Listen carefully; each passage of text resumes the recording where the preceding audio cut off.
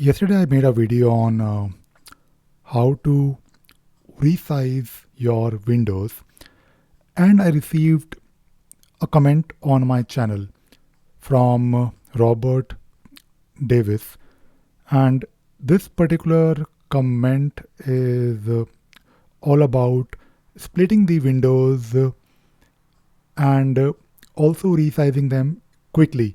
So let me show you what he meant in his comment. Now, if you have to, let us say, resize a window, you can press Control X3.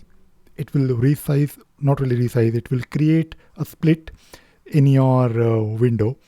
And now if you have to resize, you can press Control X and the curly braces. Let us say you want to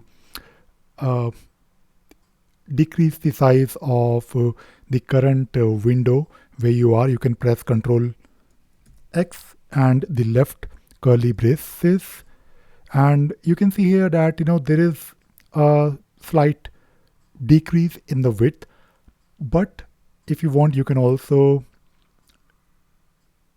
set the window width, or you can actually resize by also defining a number. So let us say you want to resize by 40. So you can simply type in Control U. So let us do that. If you press Control U, let us do that again. You can then type in, let us say, 40 or 50, whatever. Now if you press Control X and left curly brace, you can see that the window is now resized quite a lot. And maybe this is something that you prefer. Maybe you want your windows to be resized by 40, and this is probably your preferred way. Maybe on the left hand side you have your directory listing. So now you can of course focus on the article without doing Control X and left curly brace many times. You can simply set and define the size. So this is one thing. The other thing that he also mentioned is that instead of using Control U and number, you can also do meta key and number. So if you do, let us increase the size again. So instead of doing Control U 40 and then pressing Control X right curly brace, I can simply type meta 40, and you can see here that below it says Control U 40. So it is basically another way of doing it with